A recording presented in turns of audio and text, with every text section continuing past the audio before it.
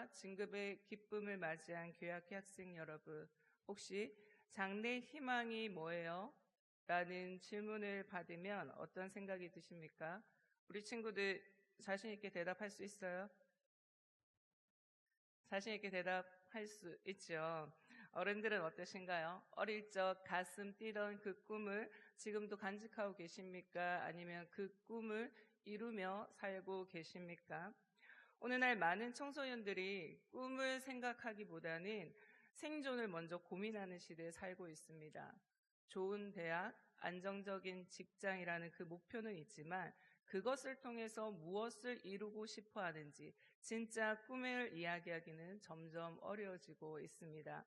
마치 목적지 없이 달리는 자동차처럼 공부하는 학생들은 내가 왜 공부를 해야 되는지, 그리고 왜 열심히 노력해야 되는지 그 이유를 찾지 못해서 쉽게 지치고 방황합니다. 2024년 동아일보에 실린 기사 중에 우리 사회 현실을 보여주는 충격적인 통계가 있습니다.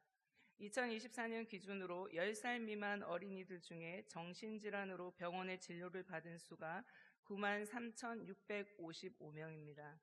이는 2020년에 비해서 50%나 늘어난 수치입니다. 더 심각한 건 10대 청소년들, 10살에서 19살 사이의 아이들입니다. 10대 청소년들의 경우 같은 기간 동안 84%나 폭증해서 26만 8,309명에 달했다는 점입니다. 특히 공부 잘하는 약으로 잘못된 인식을 가져서 ADHD 약을 처방받는 10살 미만 어린이들이 3년 만에 2배가 되어서 5만 3,053명에 이르렀습니다. 전문가들은 약에 의존하기보다는 운동이나 놀이치료 같은 근본적인 해결책이 필요하다고 강조하고 있습니다. 이런 통계를 통해서 우리가 무엇을 알 수 있습니까? 우리 아이들이 물질적으로는 좀 풍요로운 시대에 살고 있습니다. 부족함이 없지만 정신적인 어려움 가운데, 고통 가운데 있다는 것을 나타내고 있습니다. 비단 우리나라만 그럴까요? 아닙니다. 전 세계적으로 우리 청소년들이 정신건강의 위기에 처해 있습니다. 그래서 이런 원인에 대해서 이런 문제를 다루고 책을 쓴 학자가 있습니다. 사회심리학자 조너선 화이트라는 사회심리학자가 책을 썼는데 그 책 제목이 불안세대입니다. 그래서 제가 이 불안세대 책을 보고 깜짝 놀랐습니다. 왜냐하면 책이 너무 두껍거든요. 약 500페이지 달하는, 전공 서적도 아닌데 500페이지인 거예요. 그러나 우리 아이들에게 관심이 있고, 그리고 지금 세대 아이들을 이해하기 위해서는 이 책을 한 번쯤은 읽어보시기를 권장합니다. 이 책의 내용은 간략하게 요약하면 그렇습니다. 스마트폰과 소셜미디어의 과도한 사용이 어린이와 청소년들의 정신건강 위기를 초래했다라고 얘기합니다. 우리 스마트폰이 대중화된 시기가 2007년이죠. 애플사에서 아이폰을 출시하면서 스마트폰이 대중화됩니다. 아이들이 전부 다 스마트폰을 가지고 있습니다. 그건 무엇을 뜻합니까? 놀이 기반이 현실 세계에서 어디로 옮겨집니까? 가상 세계로 옮겨졌다는 뜻입니다. 아이들이 현실 세계에서 뛰어놀면서 때로는 친구들과 다투고 넘어지고 깨어지고 하면서 무엇이 발달됩니까? 사회성이 발달됩니다. 근데 그 사회성 발달이 저해되고 아이들이 점점점 상호작용이 약해지고 있다고 얘기합니다. 그래서 거기 책 말미에는 실제적인 대안도 제시합니다. 그래서 우리 부모님들과 그리고 국가적인 차원에서 우리 아이들을 위해서 도대체 무엇을 해줄 것인가, 실제적으로 이제 상호작용과 그리고 놀이를 회복할 것을 촉구하고, 그리고 16세 미만 아이들은 과도한 소셜미디어에 접근하는 것을 좀 법적으로, 제도적으로 좀 장치가 필요하다라고 제시합니다. 이제 꿈을 꾸고 미래를 설계할 이 심리적인 에너지가 아이들이 많이 고갈되어 가고 있다라는 것을 보여주고 있습니다. 꿈이 없다는 거, 단순히 목표가 없다, 꿈이 없다, 그런 상태가 아닙니다. 그것은 오늘을 살아갈 에너지, 오늘을 살아갈 힘이 없고 내일을 기대하는 그 힘을 잃어가고 있다는 것입니다. 이것은 개인의 나약함 때문만이 아니라 꿈을 꾸기 어려운 세상 속에서 우리 모두가 겪는 아픔입니다. 많은 어른들 역시 현실의 벽에 부딪혀서 한때 가슴을 뛰던 그런 꿈을 잊은 채 살아가고 있습니다. 오늘 2025년 교회학교 수료 및 진급이라는 소중한 길목에서 우리는 성경에서 꿈꾸는 사람 하면 제일 먼저 떠오르는 사람 요셉이죠. 그 요셉을 만나보려고 합니다. 요셉은 우리보다 훨씬 더 절망적인 상황 속에서도 하나님이 주신 꿈을 품고 그 꿈을 잃지 않았습니다. 오늘 창세기 37장 5절에서 11절 말씀을 통해서 하나님의 꿈을 품은 사람은 어떻게 다른지, 그리고 우리는 어떻게 그 꿈을 발견하고 지켜나가야 되는지 함께 은혜를 나누고자 합니다. 먼저 꿈꾸는 사람은 내일이 있는 사람입니다. 즉 삶의 방향을 결정하는 내일의 비전이 있는 사람입니다. 꿈이 있다는 것은 막연한 희망을 품는 것이 아닙니다. 꿈꾸는 사람은 내일이라는 목적지가 있어서 내가 오늘 무엇을 해야 될지, 그리고 어떤 길로 가야 될지 삶의 우선순위를 정하게 됩니다. 24시간이란 시간은 모두에게 동일하게 주어져 있습니다. 그 시간이 그냥 흘러가는 대로 시간을 버리는 것이 아니라 나에게 주어진 이 24시간, 이 시간 안에서 내가 무엇을 해야 될지 스스로가 선택하고 주체적으로 삶의 방향을 이끌어 간다는 것입니다. 이것은 곧 자기 자신을 포기하지 않는다라는 의미와도 같습니다. 하나님께서 보여주신 내일이 있기에 나를 소중히 여길 수 있고 또 나를 스스로 가꾸어 나갈 수 있는 그런 힘이 있다는 것입니다. 오늘 본문의 요셉은 결코 평범한 환경의 소년이 아니었습니다. 아버지 야곱은 4명의 아내에게서 12명의 아들을 둡니다. 그 중에 요셉은 11번째 아들이죠. 근데 아버지께서 유독 요셉을 편애합니다. 그래서 요셉은 형들의 시기와 질투를 한 몸에 받게 됩니다. 이런 노골적인 편애는 형들이 요셉에게 편하게 말을 걸 수 없을 정도의 상황이었습니다. 이런 갈등에 불을 지핀 게 바로 요셉의 꿈이었죠.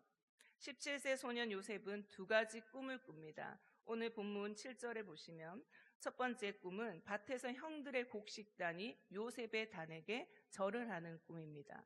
그리고 두 번째 꿈은 9절 말씀에 곡식단과 그리고 곡식단이 절을 했다면 두 번째 꿈은 해와 달과 11별이 그리고 요셉에게 절을 하는 꿈을 연달아서 꾸게 됩니다. 여기서 곡식단과 11별은 형들을 상징하죠. 형들이 요셉에게 절을 한다는 겁니다. 그리고 해와 달과 11별은 해와 달은 아버지와 어머니를 상징하고 그러니까 아버지와 어머니까지 심지어 요셉에게 절을 한다는 것입니다. 이 요셉의 꿈 이야기를 듣는 사람의 입장에서는 기분이 좋을 리가 없겠죠. 그래서 어떻게 합니까? 형들이 11절에 보면 시기하되, 이 시기하되는 원어로 보면은 이 화가 치밀어 올라서 얼굴 색까지 완전히 변하게 되는 상태를 말합니다. 분노가 일어난다는 거죠. 요셉의 꿈 이야기를 듣고 형들의 분노를 더 자극하게 됩니다. 그래서 그게 어떻게 됩니까? 형들이 요셉을 굉장히 미워하고 왕따시키게 됩니다. 근데 요셉도 자신이 꾼 꿈의 의미를 알지 못합니다. 왜냐하면 하나님이 요셉에게 보여준 미래의 비전이었으니까요. 그 꿈이 뭔지는 모르지만 그런데 그 꿈이요 요셉에게는 좋은 경험이 됩니다. 고대 근동에서는 중요한 꿈을 반복적으로 꾼다는 것은 그 일이 하나님에 의해서 확정되었고 속히 이루어질 것이라는 강력한 확증의 의미를 지녔습니다. 요셉도 알고 있었을 거예요. 아, 하나님께서 내 인생에 계획이 있으시구나. 하나님이 나에게 꿈을 주신 이유는 하나님이 나를 통해서 분명히 어떤 일을 행하실 거야 라고 요셉이 마음에 품었다는 겁니다. 그래서 하나님께서 경험하게 해준 그 꿈을 통해서 하나님이 요셉에게 좋은 내적 대상으로 자리 잡게 됩니다. 그 말은 무슨 말이냐면 하나님이 요셉에게 좋은 하나님이 된다는 거죠. 하나님은 나와 함께 하셔서 내가 무엇을 하든지 하나님이 도와주시고 하나님은 언제나 격려하시고 지지해 주시는 분이시야 라고 요셉이 생각하는 하나님은 좋은 하나님이라고 좋은 내적 대상으로 자리 잡는다는 것입니다. 그 좋은 내적 대상으로 자리 잡는 게요, 진짜 중요합니다.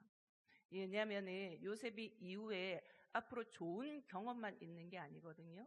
여러 가지 어려운 경험도 있어요. 근데 그것을 이길 힘이 어디서부터 나옵니까? 우리 마음, 내면에서부터 나옵니다. 그 내적 힘이 바로 나 안에 하나님께서 좋은 내적 대상으로 자리 잡혔을 때 그 모든 어려운 순간들을 이길 힘이 된다는 것입니다. 그런데 비단 우리가 아이를 놓잖아요. 그러면 3살까지는 부모가 아이들에게 절대적인 공감을 해주면서 아이들을 지극정성 보살핍니다. 그렇게 되면 어떻게 되냐면 아이들에게 자신에 대한, 그때 무엇이 형성되냐면 자신에 대한 이미지가 형성됩니다.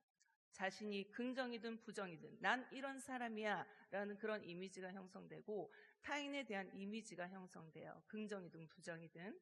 그리고 세상에 대한 이미지가 형성됩니다.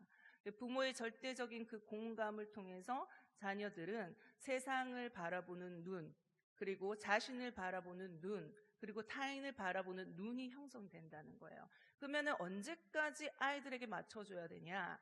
3살까지가 적당하고요. 그 이후로는 또 적절한 좌절이 필요합니다. 인간은요, 적절한 좌절을 통해서 성장하게 되어 있습니다.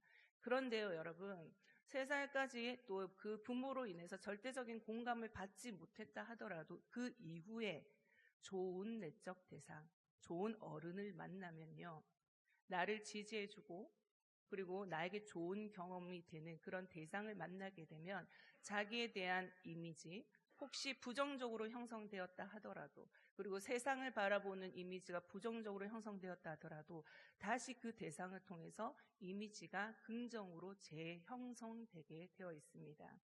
요셉은 아버지의 지극한 사랑을 받았죠. 그리고 하나님이 주신 그 꿈으로 인해서 좋은 경험을 통해서 이미 내면에 좋은 내적 대상이 자리 잡혔다는 것입니다. 즉 자기에 대한 좋은 이미지, 그리고 세상에 대한 좋은 이미지가 이미 형성되어 있습니다.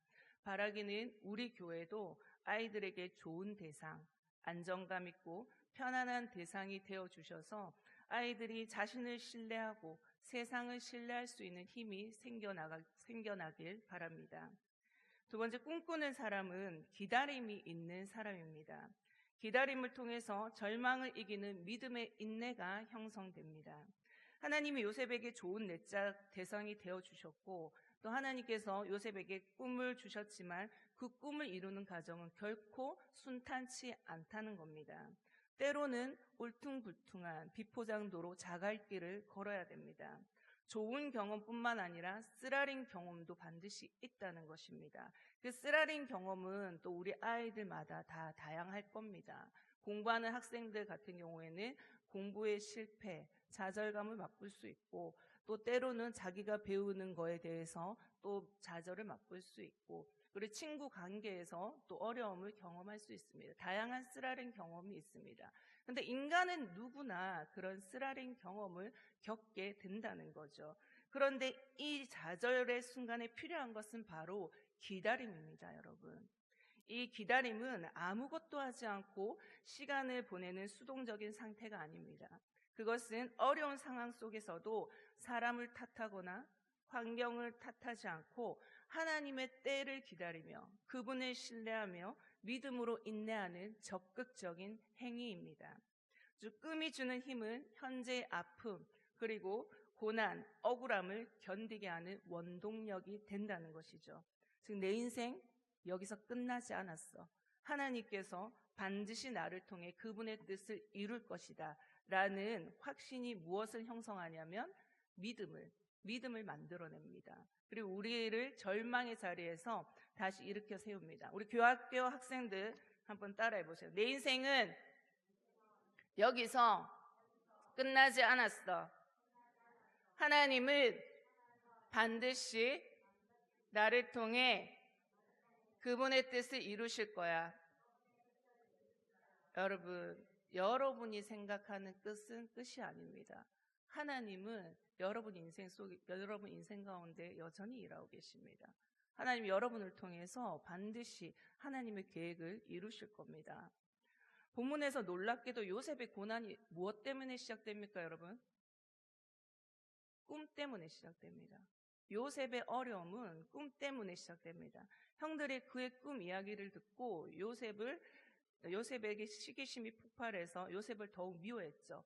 창세기 37장 20절에 보면은 형들이 양을 치고 있을 때 아버지가 요셉에게 심부름 보내잖아요. 형들 잘 지내고 있는지 보고 온다. 그래서 보러 갑니다. 근데 멀리서 요셉이 오는 것을 보고 형들이 어떻게 서로 모의를 합니까? 아, 저 꿈꾸는 놈 오네? 저 어떻게 하지? 저거 잡아서 죽여가지고 구덩이에다 넣어버리자 라고 서로 모의를 합니다. 그래서 어떻게 됩니까? 죽이지는 않고 구덩이에 넣었다가 미디안 상인들에게 인신매매하죠. 팔아버립니다. 요셉은 꿈 때문에 한순간 자기의 삶이 나락으로 떨어졌고 꿈과는 정반대 방향으로 흘러가는 것처럼 보입니다. 이 17세의 꿈을 꾼 요셉이 30세 애굽의 총리가 되기까지 몇 년의 세월이 흐릅니까? 13년. 이 13년이란 긴 시간을 노예로 그리고 제수의 신분으로 보내야 했습니다.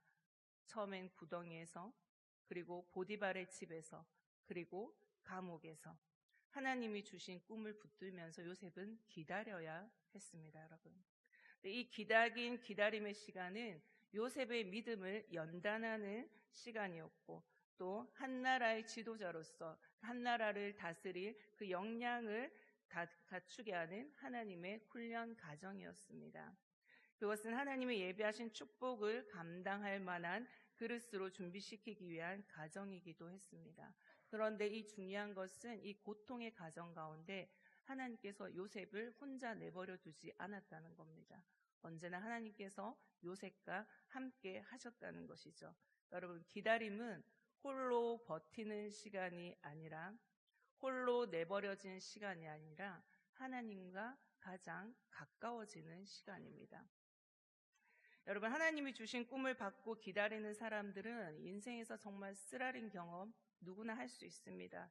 그래서 절망할 수 있죠. 그러나 절망만 하지 않는다는 거예요. 왜냐하면 나의 쓰라린 경험을 통한 이 절망이 곧 하나님이 주시는 희망의 신호라는 것을 깨닫게 됩니다.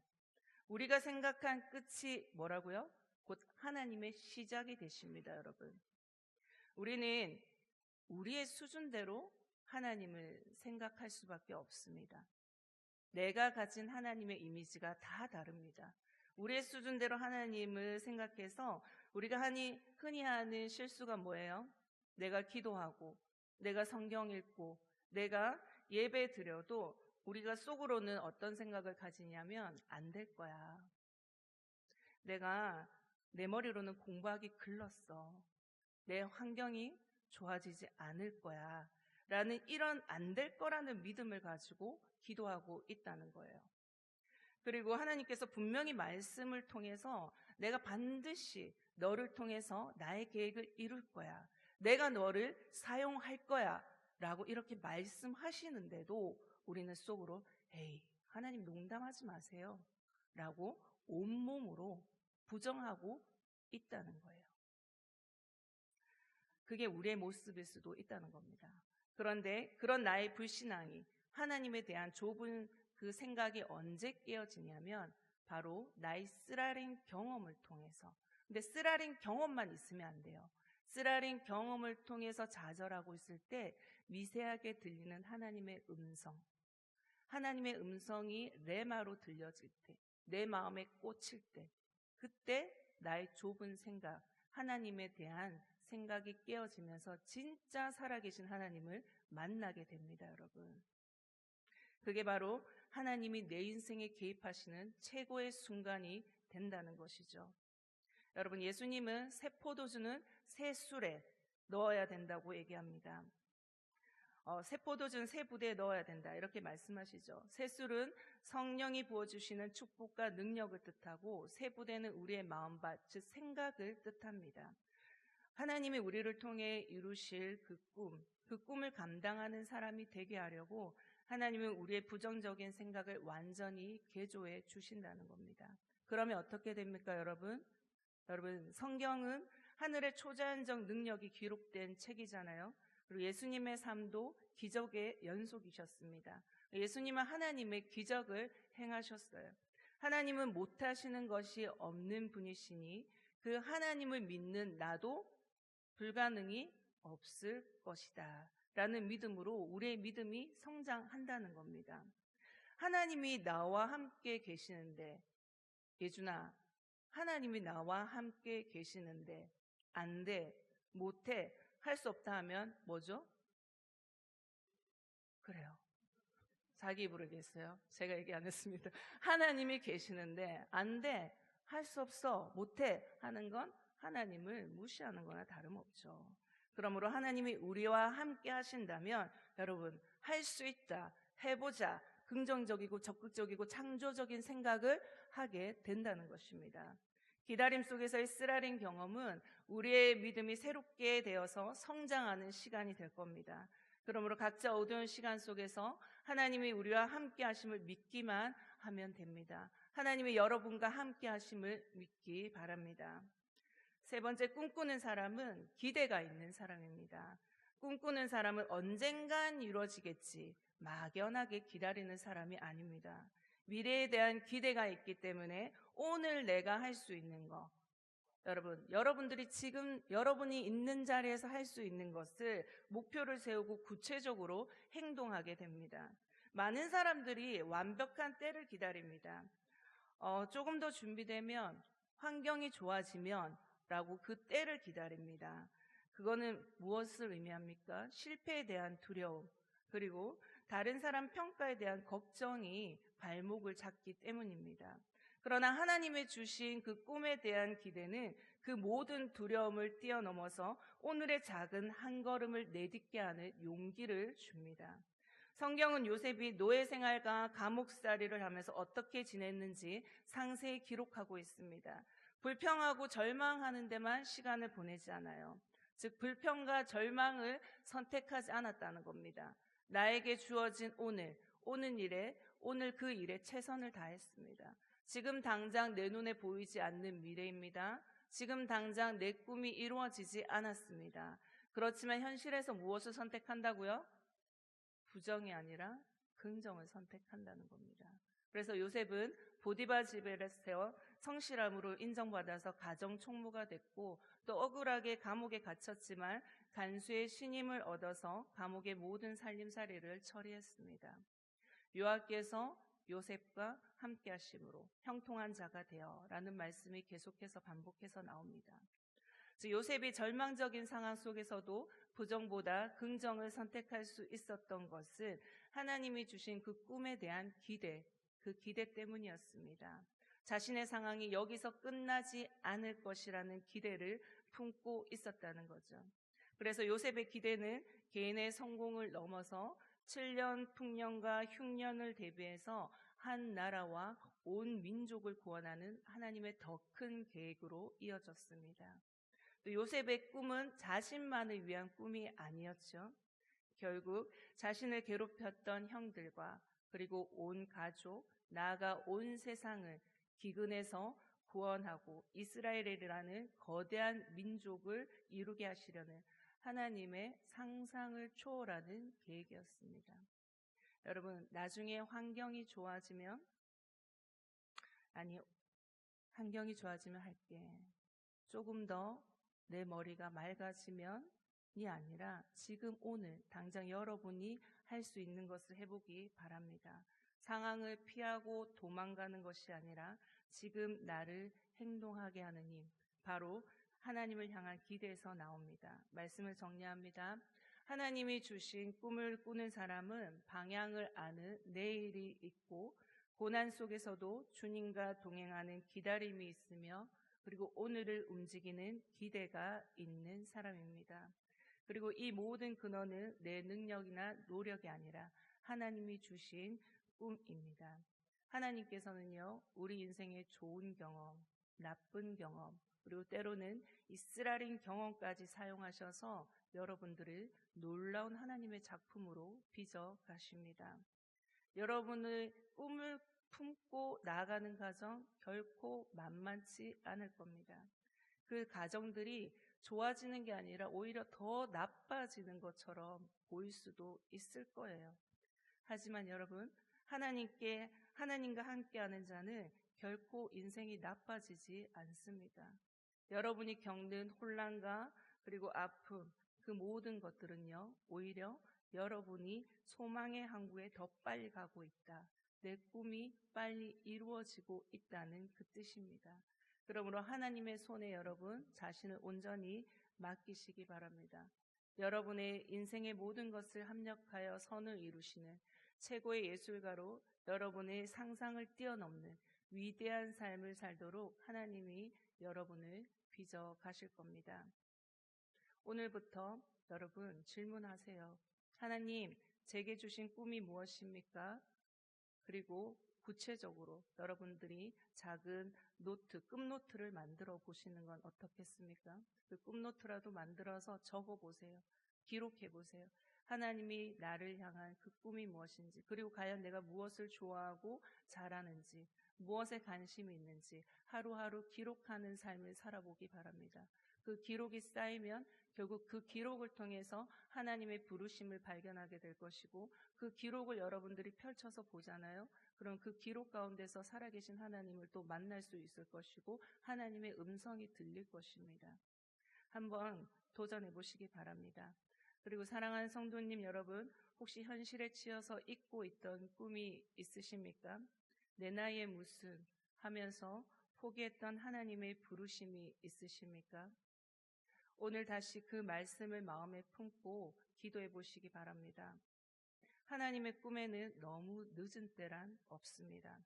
이제는 내 인생을 향한 하나님의 꿈이 무엇입니까? 라고 묻기보다는 온 세상을 구원하시려는 하나님의 위대한 꿈을 위해서, 하나님의 나라의 확장을 위해서 제가 지금 여기서 하나님이 사랑하는 교회에서 제가 어떻게 쓰임받을 수 있습니까? 라고 질문을 해보시기 바랍니다. 여러분, 교회는 그리스도의 몸입니다. 그리고 그리스도는 교회의 머리 되십니다. 하나님께서는 그리스도를 통하여 자신의 영광을 보여주셨고, 그리스도께서는 머리 되신 교회, 하나님의 영광이 나타나는 곳입니다. 우리 모두가, 우리 교회가 하나님의 기적과 축복을 기대하는 곳이 되기를 바랍니다. 우리 교회가 하나님의 영광을 나타내는 곳이 되며, 또 하나님의 위대한 개입이 나타나서 정말 다음 세대들을 살리며 이 다음 세대들을 키워내는 우리 동강교회가 되기를 소원합니다. 기도하겠습니다. 하나님, 오늘 교회학교 수료 예배로 예배 드렸습니다.